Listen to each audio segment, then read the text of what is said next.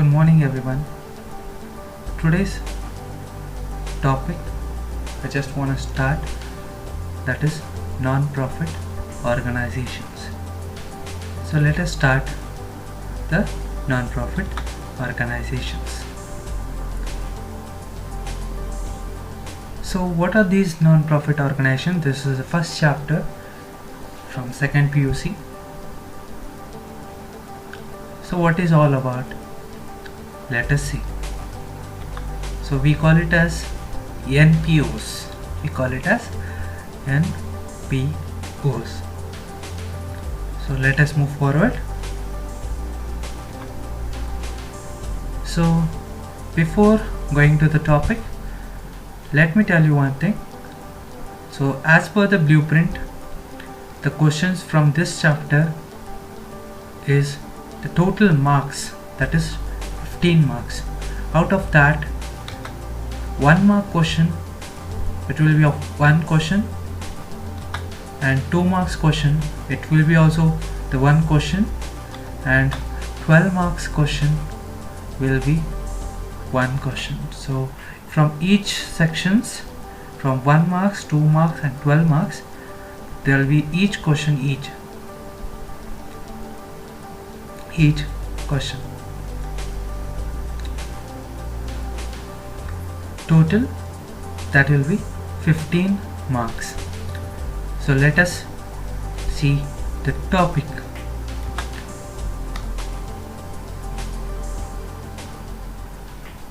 So by this image we can see that is non-profit organizations. So these are connected with these all terms such as money, service, public interest, social problems, funding, promote associations, they are accountability, that is donation, these are tax exempt foundations, tax deductions, charities, poverty relief, helping, benefit. All these terms will be connected to the non-profit organizations. So let us see what is non-profit organizations.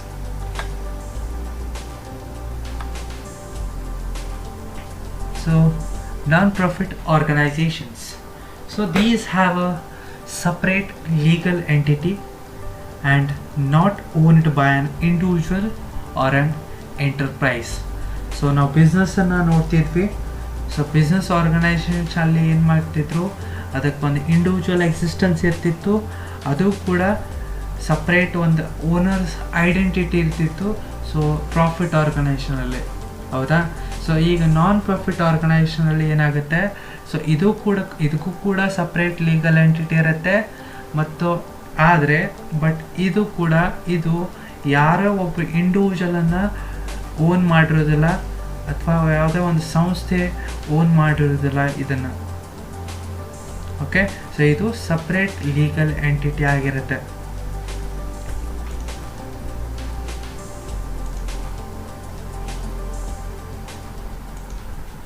So meaning ನೋಡೋಣ, what is non profit organization ಅಂತ. Non-profit organizations are the organizations which functions without any profit motive, but it renders services to the welfare of the society and are set up as charitable institutions. So non-profit organizations andre eno, so non-profit organization andre so ಇವು ಕೂಡ organisation ಸಂಸ್ಥೆಗಳು ಕೂಡ, ಇವಕ್ಕೂ ಸಂಸ್ಥೆಗಳಂತ ಹೇಳ್ತೀವಿ. ಆದರೆ ಇವು profit ಸಂಬಂಧ ಮಾಡಲ್ಲ, ಆದರೆ ಎದ್ರ ಸಂಬಂಧ ಮಾಡ್ತಾರೆ, ಸರ್ವಿಸ್ ಸಂಬಂಧ ಮಾಡ್ತಾರೆ. ಸರ್ವಿಸ್ ಯಾರಿಗೆ ಕೊಡ್ತಾರೆ, ಪೀಪಲ್ಗೆ ಕೊಡ್ತಾರೆ. ಯಾರಿಗೆ, ಸೊಸೈಟಿಯಲ್ಲಿರುವಂಥ ಪೀಪಲ್ಗೆ ಕೊಡ್ತಾರೆ. ಓಕೆ, ಸೊ ಇವಕ್ಕೆ ನಾವು ಇನ್ನೊಂದು ಹೆಸರು ಏನಂತ ಹೇಳ್ತೀವಿ, ಚಾರಿಟೇಬಲ್ ಇನ್ಸ್ಟಿಟ್ಯೂಷನ್ಸ್ ಅಂತ ಹೇಳ್ಬೋದು.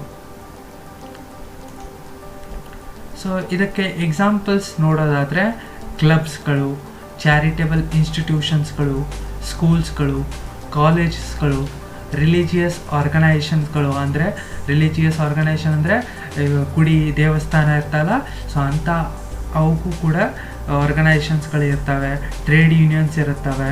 ಸೊ ಟ್ರೇಡ್ ಯೂನಿಯನ್ಸ್ ಅಂದರೆ ಟ್ರೇಡ್ಸ್, ಇದು ಯಾರೋ ಕಾರ್ಮಿಕರು ಇರ್ತಾರೆ ಅವ್ರದ್ದು ಯೂನಿಯನ್ಗಳಿರ್ತವೆ. ಸೊ ಅದ್ರದ್ದು ಕೂಡ ಯೂನಿಯನ್ ಕೂಡ ಏನಾಗುತ್ತೆ, ನಾನ್ ಪ್ರಾಫಿಟ್ ಆರ್ಗನೈಸೇಷನ್ಗಳಾಗುತ್ತೆ. ವೆಲ್ಫೇರ್ ಸೊಸೈಟೀಸ್ ಮತ್ತು societies for promotion of art and culture, ಕಲೆ ಮತ್ತು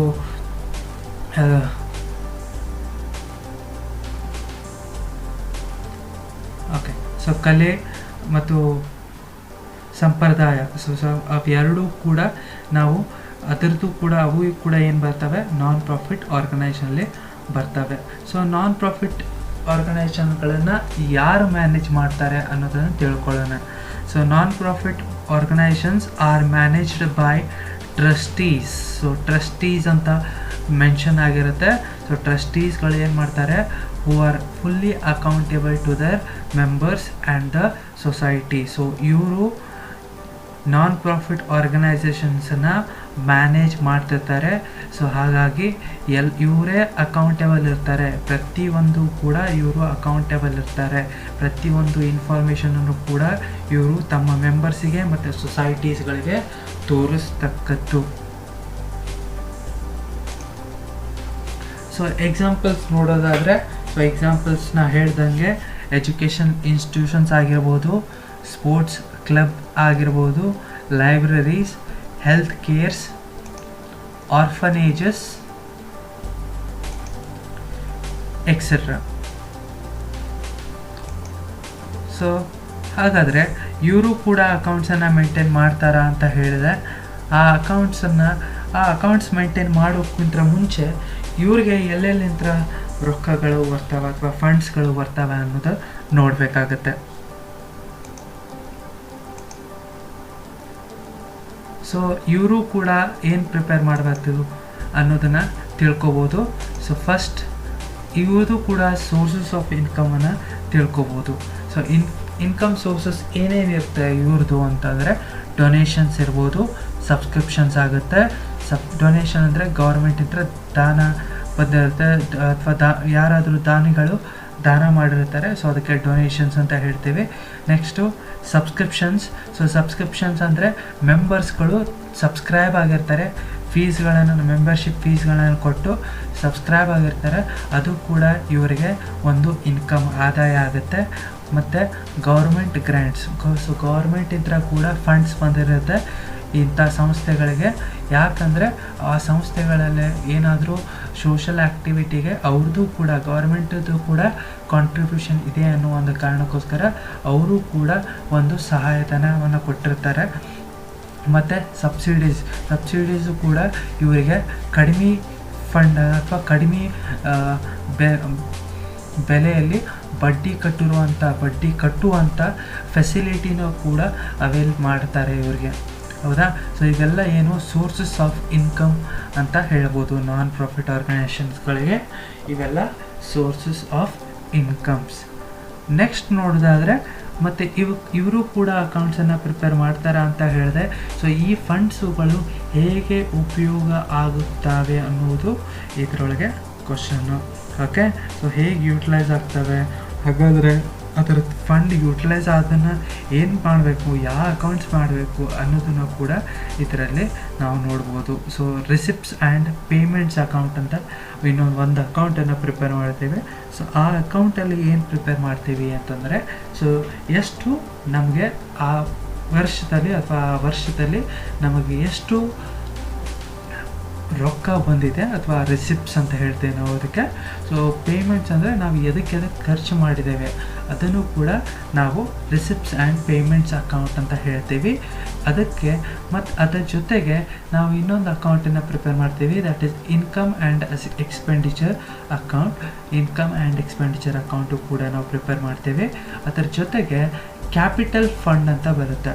ಸೊ ಈ ಕ್ಯಾಪಿಟಲ್ ಫಂಡ್ ಟರ್ಮ್ ಏನು ಅಂದರೆ, ಸೊ ನಾವು ಪ್ರಾಫಿಟ್ ಆರ್ಗನೈಸೇಷನ್ಸಲ್ಲಿ ಬಂಡವಾಳ ಹಾಕ್ತಿದ್ವಿ, ಸೊ ಕ್ಯಾಪಿಟಲ್ ಅಂತ ಹೇಳ್ತಿದ್ವಿ. ಹೌದಾ?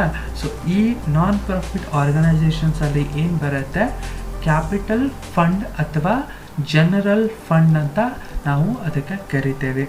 ಹೌದಾ. ಸೊ ಕ್ಯಾಪಿಟಲ್ ಫಂಡ್ ಒಳಗೆ ಏನಾಗ್ತಿತ್ತು, ಯಾರಾದರೂ ಓನರ್ ರೊಕ್ಕ ಹಾಕಿದ್ದ ಕ್ಯಾಪಿಟಲ್ ಹಾಕಿತ್ತು ಇರ್ತಿತ್ತು ನಾನ್ ಪ್ರಾಫಿಟ್ ಆರ್ಗನೈಸೇಷನ್ಸಲ್ಲಿ. ಈಗ ನಾನ್ ಪ್ರಾಫಿಟ್ ಆರ್ಗನೈಸೇಷನಲ್ಲಿ ಕ್ಯಾಪಿಟಲ್ ಫಂಡ್ ಅಂತ ಬರುತ್ತೆ.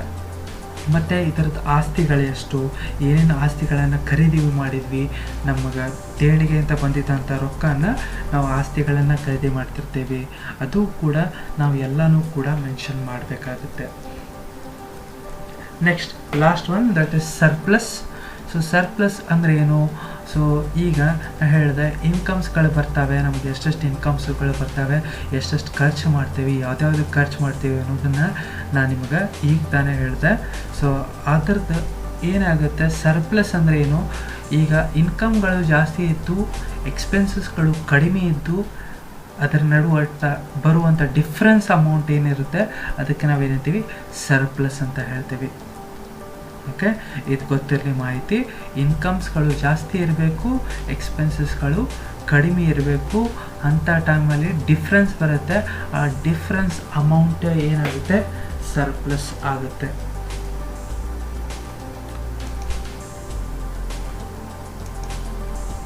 ಸೊ ಆ ಥರದ ಕ್ಯಾರೆಕ್ಟರಿಸ್ಟಿಕ್ಸ್ ನೋಡ್ಕೊಂಬರೋಣ. ಸೊ ಕ್ಯಾರೆಕ್ಟರಿಸ್ಟಿಕ್ಸ್ ಏನು ಅಂತ ನೋಡಿ. ಸೊ ಫಸ್ಟ್ ಕ್ಯಾರೆಕ್ಟರಿಸ್ಟಿಕ್ಸ್ ಬಂದುಬಿಟ್ಟು, they aimed at providing services to specific group or to the public at large without any consideration of caste, creed and color.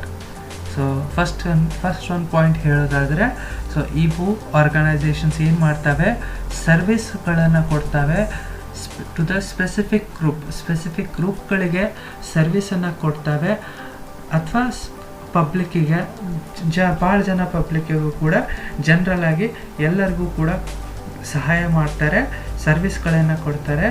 Without any consideration, ಈ point ಭಾಳ important, without any consideration of cost, Creed, colour. So ಯಾವುದೇ ಜಾತಿ ಅಂತ ನೋಡಲ್ಲ, ಯಾವುದೇ colour ಅಂತ ನೋಡಲ್ಲ. So ಎಲ್ಲರಿಗೂ ಸಮಾನತೆ ಅಂತ ಅಥವಾ ಎಲ್ಲರಿಗೂ ಸಮಾನತೆ ನೋಡಿ ಸರ್ವಿಸನ್ನು ಕೊಡ್ತಾರೆ.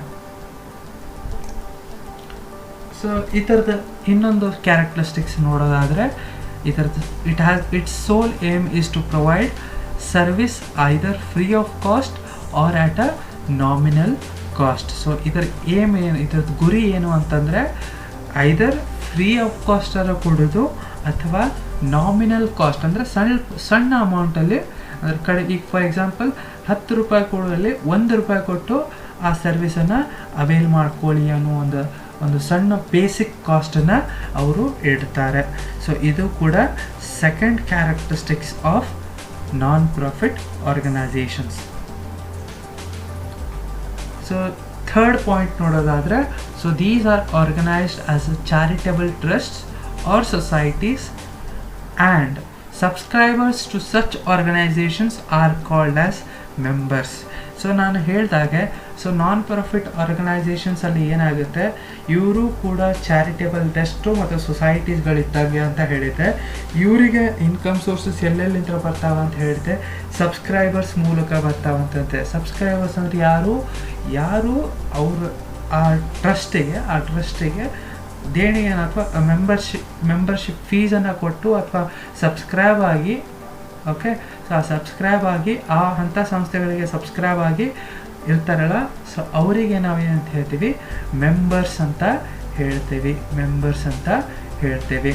ಸೊ ನೆಕ್ಸ್ಟ್ ನೋಡೋದಾದರೆ, ಸೊ ಅವರು ಅಫೇರ್ಸನ್ನು ಯಾರು ಮ್ಯಾನೇಜ್ ಮಾಡ್ತಾರೆ, ಹಾಗಿದ್ರೆ ಇವರು ಟ್ರಸ್ಟ್ಗಳಾಗಿರ್ತಾರ ಅಂತ ಹೇಳಿದ್ವಿ ನಾವು.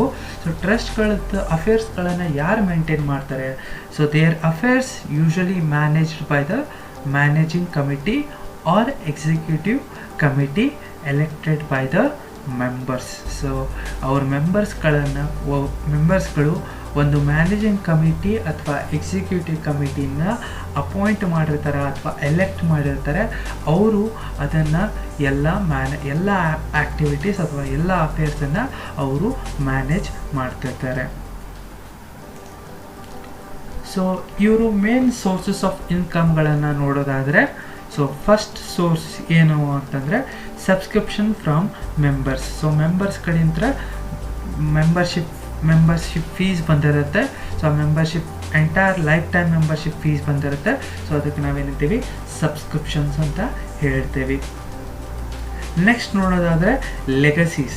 ಸೊ ಲೆಗಸೀಸು ಕೂಡ one type of income sources ಇವ್ರಿಗೆ. ಸೊ ಯಾರಾದರೂ ಸತ್ತರೆ ಅಥವಾ ಅವರು ದಾನ ಮಾಡಿ ಹೋಗಿರ್ತಾರೆ, ಸೊ ಆ ದಾನಗಳಿಗೆ ಸೊ ಅದು ಕೂಡ ಲೆಗಸೀಸ್ ಅಂತ ಬರುತ್ತೆ. Next donations, grants. ಸೊ ಗೌರ್ಮೆಂಟಿಂದ ನಾ ಹೇಳಿದೆ, ಗೌರ್ಮೆಂಟಿಂದ ಸರ್ಟನ್ ಗ್ರ್ಯಾಂಟ್ಸ್ ಬಂದಿರುತ್ತೆ ಅಥವಾ ರೊಕ್ಕ ಬಂದಿರುತ್ತೆ, ಫಂಡ್ಸ್ ಬಂದಿರುತ್ತೆ. ಸೊ ಅದಕ್ಕೆ ಗ್ರ್ಯಾಂಟ್ಸ್ ಅಂತ ಹೇಳ್ತೇವೆ. Next donations. ಸೊ ಡೊನೇಷನ್ಸು ಕೂಡ ಹೇಳಿದೆ ದೇಣಿಗೆ ಕೊಟ್ಟಿರ್ತಾರೆ, ಯಾವಷ್ಟು ದೊಡ್ಡ ದೊಡ್ಡ ಶ್ರೀಮಂತರು ದೇಣಿಗೆ ಕೊಟ್ಟಿರ್ತಾರೆ ಇಂಥ ಸಂಸ್ಥೆಗಳಿಗೆ. ಸೊ ಅದು ಕೂಡ ಇವ್ರಿಗೆ ಇನ್ಕಮ್ ಆಗುತ್ತೆ, ಇದು ಮೇಜರ್ಸ್ ಇನ್ಕಮ್ ಆಗುತ್ತೆ. Income from investment. ಸೊ ಇವರು ಕೂಡ ಬೇರೆದರಲ್ಲಿ ಅಥವಾ ಬೇರೆ ಸಂಸ್ಥೆಯಲ್ಲಿ ರೊಕ್ಕನ ಹೂಡಿರ್ತಾರೆ ಅಥವಾ ರೊಕ್ಕನ ಹೂಡಿರ್ತಾರೆ. ಆ ಹೂಡಿದ ರೊಕ್ಕದಲ್ಲೇ ಇವ್ರಿಗೇನು ಬರ್ತಿರ್ತವೆ, ಇನ್ಕಮ್ ಬರುತ್ತೆ. So income from investments. Next ನೋಡೋದಾದರೆ, ಸೊ ನೆಕ್ಸ್ಟ್ ಕ್ಯಾರೆಕ್ಟರಿಸ್ಟಿಕ್ಸ್ ನೋಡೋದಾದರೆ, the fund raised by the NPO are credited to capital fund or general fund. So ಏನಿದು, so the fund raised by the non profit organisations. So non profit organisations ಅಂದರೆ ನಮಗೆ ಏನೇನು fund ಬರುತ್ತಲ್ಲ, so ಅದೆಲ್ಲ ಕೂಡ capital fund ಒಳಗೆ ಅಥವಾ capital fund ಒಳಗೆ ಜನರಲ್ ಫಂಡ್ ಒಳಗೆ ಆ್ಯಡ್ ಆಗುತ್ತೆ. Okay, credited to capital fund ಅಂತಂದರೆ ಏನೋ ಅಮೌಂಟ್ ಬಂದಿದ್ರೂ ಕೂಡ, ಏನೋ ಫಂಡ್ ಬಂದರೂ ಕೂಡ ಅದು ಪ್ರತಿಯೊಂದು ಕೂಡ ಕ್ಯಾಪಿಟಲ್ ಫಂಡ್ ಒಳಗೆ ಆ್ಯಡ್ ಆಗುತ್ತೆ. ನೆಕ್ಸ್ಟ್,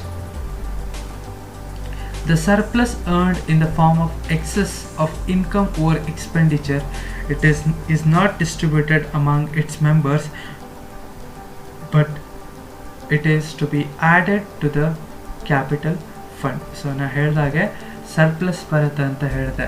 ಸೊ ಸರ್ಪ್ಲಸ್ ಅಂದರೆ ಏನು, ಆಗಲೇ ಹೇಳಿದ್ದೆ, ಇನ್ಕಮ್ ಜಾಸ್ತಿ ಇರ್ತವೆ, ಎಕ್ಸ್ಪೆಂಡಿಚರ್ ಕಡಿಮೆ ಇರ್ತವೆ. ಸೊ ಇನ್ಕಮ್ ಟೋಟಲ್ ಜಾಸ್ತಿ ಇರುತ್ತೆ, ಎಕ್ಸ್ಪೆಂಡಿಚರ್ ಟೋಟಲ್ ಕಡಿಮೆ ಇರುತ್ತೆ. ಸೊ ಆವಾಗ ನಮಗೆ ಒಂದು ಡಿಫ್ರೆನ್ಸ್ ಬರುತ್ತೆ. ಆ ಡಿಫ್ರೆನ್ಸಿಗೆ ನಾವೇನಂತೀವಿ, ಸರ್ಪ್ಲಸ್ ಅಂತ ಹೇಳ್ತೀವಿ. ಸೊ ಆ ಸರ್ಪ್ಲಸ್ಸು ಜಾಸ್ತಿ ಇದ್ದರೆ ಅದನ್ನು ಏನು ಮಾಡ್ತೀವಿ ನಾವು, ಅದನ್ನು ಯಾವ ಮೆಂಬರ್ಸಿಗೂ ಡಿಸ್ಟ್ರಿಬ್ಯೂಟ್ ಮಾಡಲ್ಲ. ಆ ರೊಕ್ಕನ ಎಲ್ಲಿ ಆ್ಯಡ್ ಮಾಡ್ತೀವಿ, ಕ್ಯಾಪಿಟಲ್ ಫಂಡ್ ಒಳಗೆ ಆ್ಯಡ್ ಮಾಡ್ತೀವಿ. ಇದೊಂದು ಸ್ವಲ್ಪ ಗೊತ್ತಿರಲಿ. ನೆಕ್ಸ್ಟ್ ನೋಡೋದಾದರೆ, the accounting information provided by them are meant to meet the statutory requirements. ಅವ್ರಿಗೂ ಕೂಡ ನಿಯಮಗಳಿರ್ತವೆ, ಆ ನಿಯಮಗಳನ್ನು ಅವರು ಕೂಡ ಫಾಲೋ ಮಾಡಬೇಕಾಗುತ್ತೆ. ನಾನ್ ಪ್ರಾಫಿಟ್ ಆರ್ಗನೈಸೇಷನ್ಸು ಕೂಡ ಸರ್ಟನ್ ನಿಯಮಗಳನ್ನು ಪಾಲನೆ ಮಾಡಬೇಕಾಗುತ್ತೆ. ನೆಕ್ಸ್ಟ್ ನೋಡೋದಾದರೆ, non profit organisations earn their reputation on the basis of their contributions to the welfare of the society.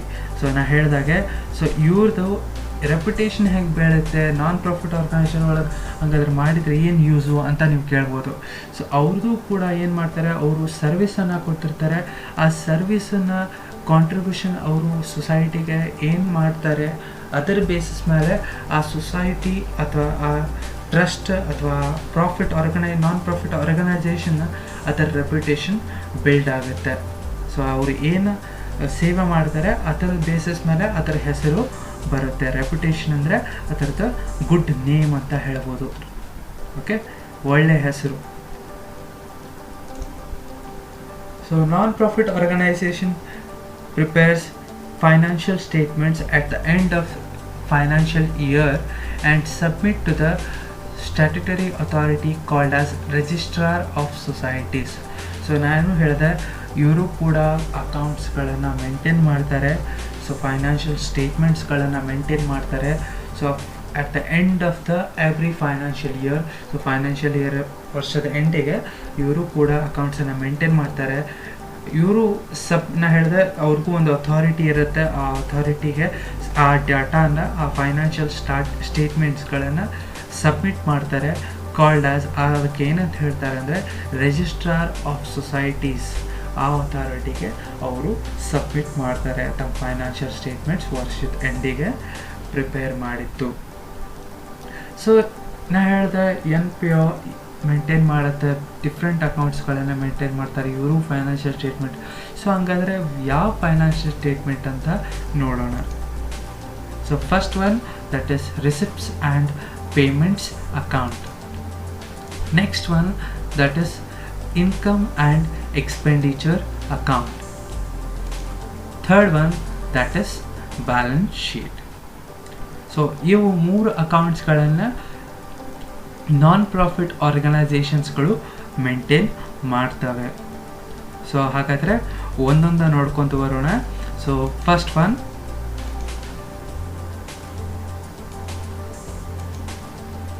So receipts and payments account. So meaning ನೋಡ್ಕೊಂಬರೋಣ. So it is an account that shows the summary of all cash and bank transactions occurred during an accounting period. So ನಾವು ಇದನ್ನು receipts and payments account ಅಂತ ನಾವು ಈ ವರ್ಡನ್ನು ಕೇಳಿದ್ದೇವೆ. So first ಇಯರೆಲ್ಲ ಕೇಳಿದ್ವಿ, cash book prepare ಮಾಡಬೇಕಾದ್ರೆ ರಿಸಿಪ್ಟ್ ಸೈಡ್ ಮತ್ತು ಪೇಮೆಂಟ್ ಸೈಡ್ ಅಂತ ಇತ್ತು, ಹೌದಾ? ನೆನಪಿದೆಯಾ? So in the similar way, so ಇದ್ರ ಮೀನಿಂಗ್ ನೋಡೋದಾದರೆ, so it is an account, ಇದು ಕೂಡ ಒಂದು account. So that shows the summary of, so ಇದು ಸಮರಿ ಅಂದರೆ ಸಾರಾಂಶ ಹೇಳುತ್ತೆ. ಸೊ ಎದ್ರದ್ದು of all cash and bank transactions. So cash ಮತ್ತು ಬ್ಯಾಂಕ್ ಟ್ರಾನ್ಸಾಕ್ಷನ್ಸ್ ಎಂಟೈರ್ ಸಮರಿ ಅಥವಾ ಎಂಟೈರ್ ಸಾರಾಂಶ ಈ ಅಕೌಂಟು ಹೇಳುತ್ತೆ. Occur during an accounting period, ಒಂದು ಅಕೌಂಟಿಂಗ್ ಪೀರಿಯಡಲ್ಲಿ ಎಷ್ಟು ಟ್ರಾನ್ಸಾಕ್ಷನ್ಸ್ ಆಗಿದ್ದಾವೆ, ಎಷ್ಟು ಕ್ಯಾಶು ಮತ್ತು ಎಷ್ಟು ಬ್ಯಾಂಕ್ ಟ್ರಾನ್ಸಾಕ್ಷನ್ಸ್ ಆಗಿದ್ದಾವೆ ಅನ್ನೋ ಒಂದು ಎಂಟೈರ್ ಸಾರಾಂಶಗಳನ್ನು ಈ ರಿಸಿಪ್ಟ್ಸ್ ಆ್ಯಂಡ್ ಪೇಮೆಂಟ್ಸ್ ಅಕೌಂಟನ್ನು ತೋರಿಸುತ್ತೆ. ಸೊ ಯೂಶ್ವಲಿ ಶಾರ್ಟ್ ಟರ್ಮ್ ಇರ್ತವೆ, ಯಾವುವು ಕೂಡ ಲಾಂಗ್ ಟರ್ಮ್ ಇರಲ್ಲ.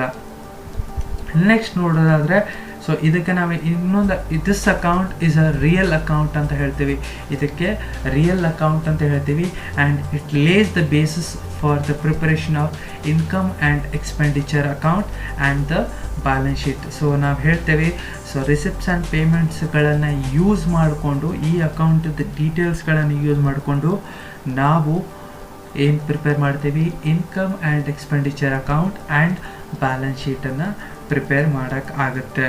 ಸೊ ಹಾಗಾಗಿ ಇದೇ ಅಡಿಪಾಯ, ನಮಗೆ ರಿಸಿಪ್ಟ್ಸ್ ಆ್ಯಂಡ್ ಪೇಮೆಂಟ್ಸ್ ಅಕೌಂಟೇ ಅಡಿಪಾಯ ಆಗುತ್ತೆ ಇವು ಎರಡು ಅಕೌಂಟನ್ನು ಪ್ರಿಪೇರ್ ಮಾಡಲಿಕ್ಕೆ, ಇನ್ಕಮ್ ಆ್ಯಂಡ್ ಎಕ್ಸ್ಪೆಂಡಿಚರ್ ಮತ್ತು balance sheet. So income and expenditure ಬಗ್ಗೆ ನೋಡೋಣ. So what is income and expenditure? So ಇದು ಕೂಡ ಪ್ರಾಫಿಟ್ ಮತ್ತು ಲಾಸ್ ಅಕೌಂಟ್ ಇದ್ದ ಹಾಗೆ, ಒಂದು ಎಂಟರ್ಪ್ರೈಸದ್ದು ಹೆಂಗಿರುತ್ತೆ ಅಲ್ಲ, ಸೊ ಅದೇ ರೀತಿಯಲ್ಲಿ ಇದು ಕೂಡ ಒಂದು ಪ್ರಾಫಿಟ್ ಮತ್ತು ಲಾಸ್ ಅಕೌಂಟ್ ಇದ್ದ ಹಾಗೆ.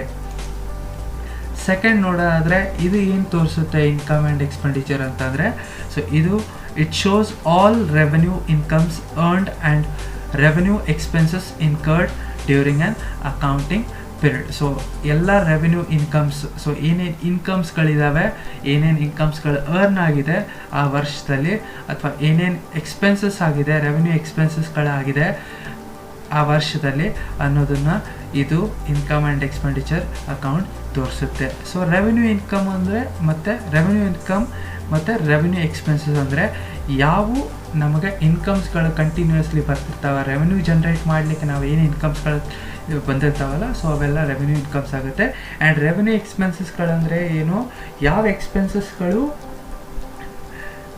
ಎಕ್ಸ್ಪೆನ್ಸಸ್ ಮಾಡೋದ್ರಿಂದ ನಮಗೆ ರೆವೆನ್ಯೂ ಜನ್ರೇಟ್ ಆಗ್ತಿರುತ್ತೆ, ಸೊ ಅವಕ್ಕೆ ರೆವೆನ್ಯೂ ಎಕ್ಸ್ಪೆನ್ಸಸ್ಗಳನ್ನು ಅಂತ ಹೇಳ್ತೇವೆ. ಸೊ ನೆಕ್ಸ್ಟ್ ನೋಡೋದಾದರೆ, it determines the result of organisation's operations whether it has a surplus or deficit.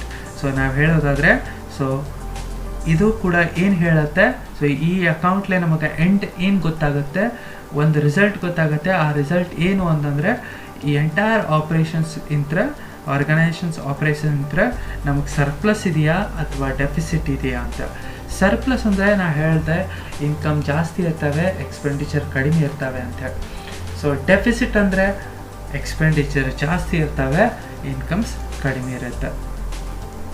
Next point ನೋಡೋದಾದರೆ, it has 2 sides, namely debit and side. All the incomes and gains are recorded in the credit side. So debit side, so totally 2 side ಬರುತ್ತೆ ಇಲ್ಲೂ, debit side and credit side. So debit ಸೈಡಲ್ಲಿ ಏನಾಗುತ್ತೆ, ಎಲ್ಲ ಏನು record ಮಾಡ್ತೀವಿ ನಾವು debit ಸೈಡಲ್ಲಿ ಎಲ್ಲ ಎಕ್ಸ್ಪೆನ್ಸಸ್ ಮತ್ತು ಲಾಸಸ್ಗಳನ್ನು ರೆಕಾರ್ಡ್ ಮಾಡ್ತೀವಿ. ಆ್ಯಂಡ್ ಕ್ರೆಡಿಟ್ ಸೈಡಲ್ಲಿ ಏನು ರೆಕಾರ್ಡ್ ಮಾಡ್ತೀವಿ, ಎಲ್ಲ ಇನ್ಕಮ್ಸ್ಗಳು ಮತ್ತು ಗೇನ್ಸ್ಗಳನ್ನು ರೆಕಾರ್ಡ್ ಮಾಡ್ತೀವಿ.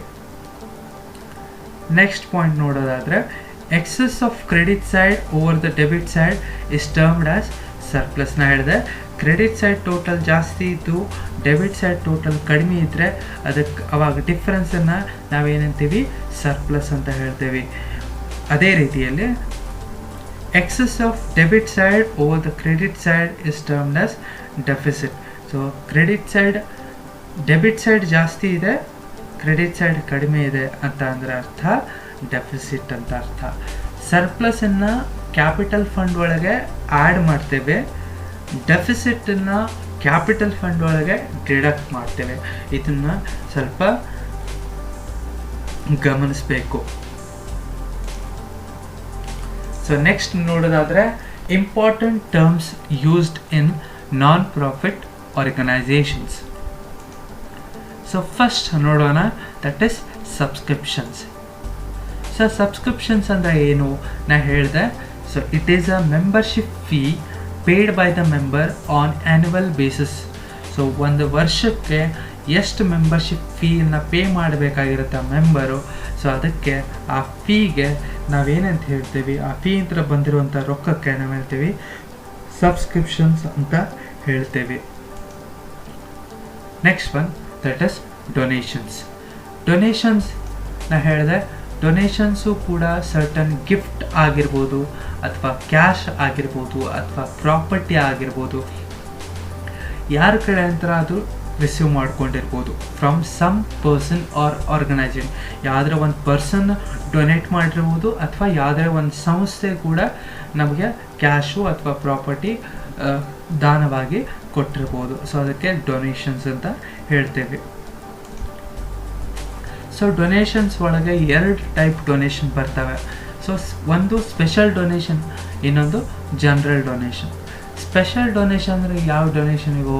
So these are the donations that are received as A gifts with specific conditions attached. ನಾವೇನು ಹೇಳ್ಬೋದು, ಸೊ ಈ ಡೊನೇಷನ್ಸು ಕೂಡ ಏನಿವೋ ಇವು ಕೂಡ ಗಿಫ್ಟ್ಸ್, ರಿಸೀವ್ ಆಗಿದ್ದು ಗಿಫ್ಟ್ಸ್, ಆದರೆ ಇವಕ್ಕೆ ಸ್ಪೆಸಿಫಿಕ್ ಕಂಡೀಷನ್ ಅಟ್ಯಾಚ್ ಆಗಿರ್ತವೆ.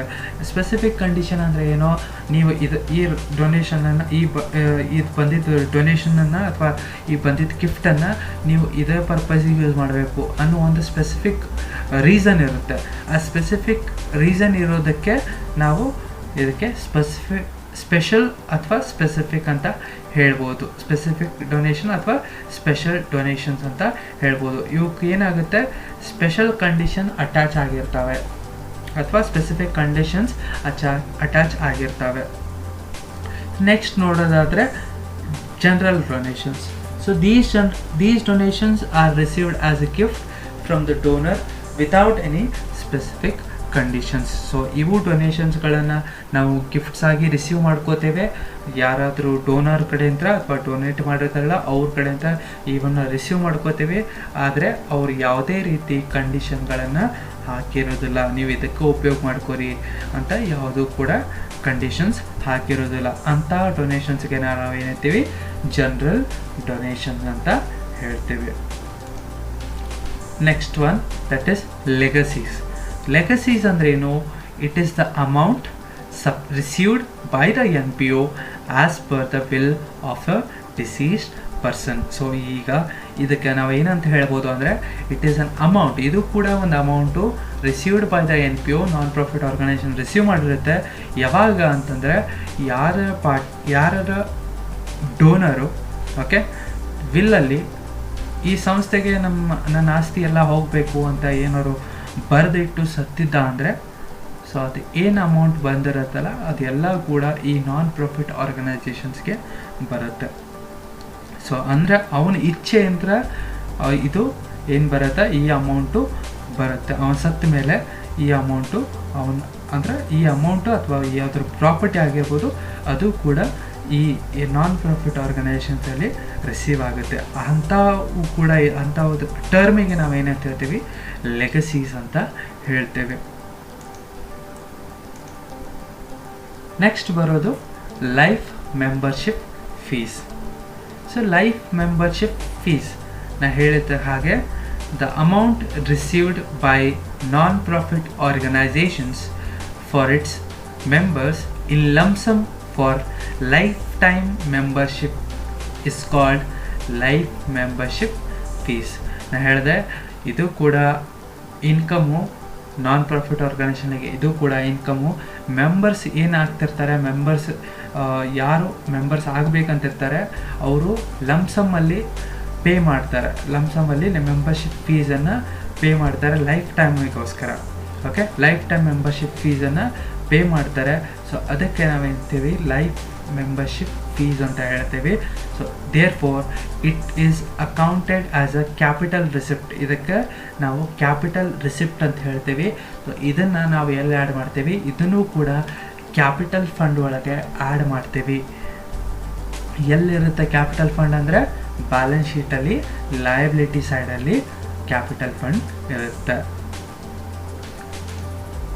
ನೆಕ್ಸ್ಟ್ ಫೀಸ್ ನೋಡೋದಾದರೆ ಎಂಟ್ರೆನ್ಸ್ ಫೀಸ್. ಸೊ ಏನಿದು entrance fees? So when it is admission fees. So admission fees paid only once by the members of non profit organisations at the time of becoming a member. ಒಂದು member ಆಗಲಿಕ್ಕೆ general ಆಗಿ ಅವತ್ತು member ಆಗ್ತೇನೆ ಅಂತ ಬಂದಾಗ so starting ಒಂದೇ ಸತ pay ಮಾಡ್ತಾನೆ. So ಒಂದೇ ಸತ ಪೇ ಮಾಡೋದು ಏನದು? ಸೊ ಅದು ಮೆಂಬರ್ಸ್ ಫೀ ಅಥವಾ ಮೆಂಬರ್ಶಿಪ್ ಫೀ ಅಂತ ಹೇಳ್ಬೋದು ನಾವು. ಸೊ ಓಕೆ, ಆದರೆ ಇದು ಒಂದೇ ಸತ ತುಂಬುತ್ತಾನೆ. ಲೈಫ್ ಮೆಂಬರ್ಶಿಪ್ ಫೀಸಲ್ಲಿ ಎಂಟೈರ್ ಒಂದು ಲೈಫ್ ಟೈಮ್ ಮೆಂಬರ್ಶಿಪ್ ಫೀಸ್ಗೋಸ್ಕರ ತುಂಬ್ತಾನೆ. ಎಂಟ್ರೆನ್ಸ್ ಫೀಸಲ್ಲಿ ಏನು ಮಾಡ್ತಾರೆ, ಯಾವಾಗ ಎಂಟ್ರಿ ಆಗ್ತಿರ್ತಾನೆ ಅವಾಗ ಒಂದೇ ಸತ ಪೇ ಮಾಡ್ತಾನೆ ಮೆಂಬರು. ಸೊ ಅದಕ್ಕೆ ನಾವು ಹೇಳ್ತೀವಿ ಅದು ಎದಕ್ಕೆ ಮೆಂಬರ್ ಆಗಲಿಕ್ಕೆ ಪೇ ಮಾಡ್ತಾನೆ. ಸೊ ಅದಕ್ಕೆ ಎಂಟ್ರೆನ್ಸ್ ಫೀಸ್ ಅಂತ ಹೇಳ್ತೇವೆ. ನೆಕ್ಸ್ಟ್ ಬರೋದು ಗೌರ್ಮೆಂಟ್ ಗ್ರ್ಯಾಂಟ್ಸ್.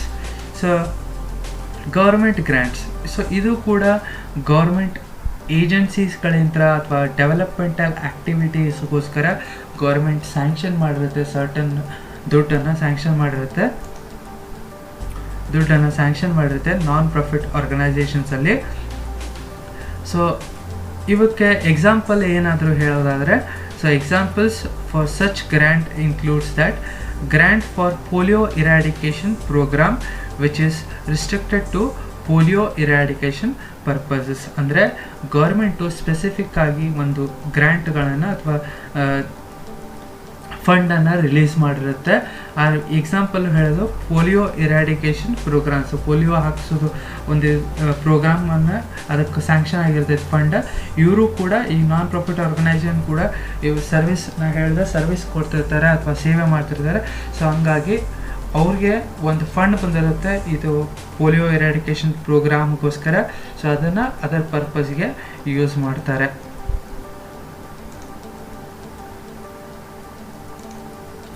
ಸೊ ನೆಕ್ಸ್ಟ್ ಬರೋದು ಹಾನೋರೇರಿಯಂ.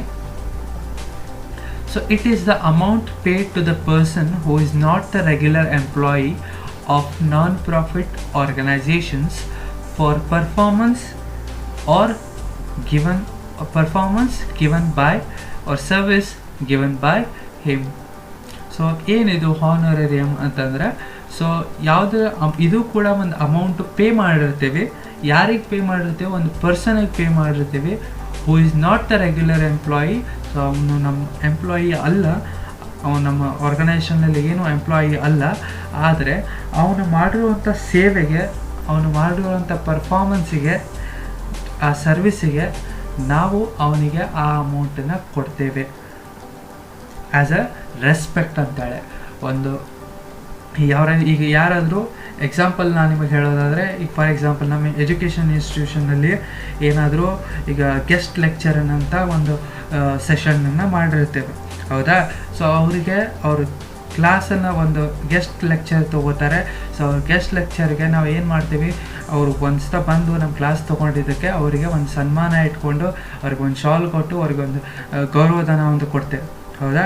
ಸೊ ಅದಕ್ಕೆ ನಾವೇನಂತೀವಿ, ಹಾನರೇರಿಯಮ್ ಅಂತ ಹೇಳ್ತೇವೆ, ಓಕೆ.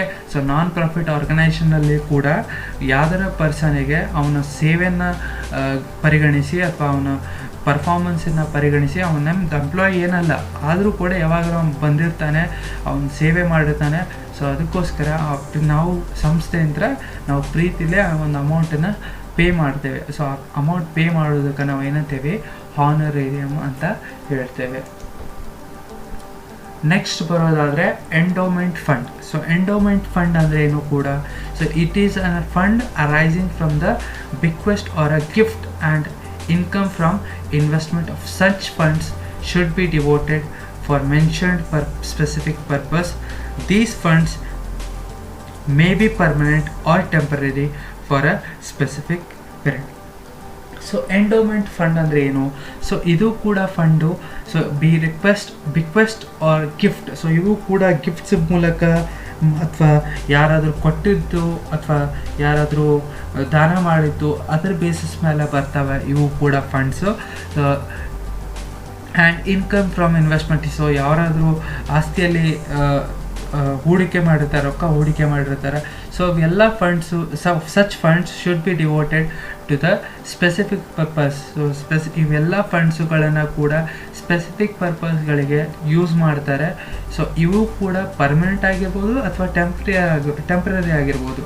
ಆದರೆ ಇವು ಸರ್ಟನ್ ಪೀರಿಯಡ್ ಮಟ್ಟ ಅಷ್ಟೇ ಇರ್ತವೆ ಅಥವಾ ಒಂದು ಅವಧಿ ಕೊಡ್ತಾರೆ. ಫಾರ್ ಎಕ್ಸಾಂಪಲ್ ಒಂದು 2 years ಅಥವಾ ಸ್ಲ್ಯಾಬ್ ಕೊಟ್ಟಿರ್ತಾರೆ, ಆ ಸ್ಲ್ಯಾಬಲ್ಲಿ ಮಾತ್ರ ಇವನ್ನು ಉಪಯೋಗ ಮಾಡ್ಕೋಬೋದು. ಅದನ್ನು ಮೀರಿದರೆ ಇವನ್ನು ಉಪಯೋಗ ಮಾಡ್ಕೊಳ್ಳೋಕೆ ಬರಲ್ಲ. ಸೊ ಈ ರೀತಿ ಫಂಡ್ಸ್ಗಳಿಗೆ ನಾವು ಏನಂತೀವಿ, ಎಂಡೋಮೆಂಟ್ ಫಂಡ್ ಅಂತ ಹೇಳ್ತೇವೆ.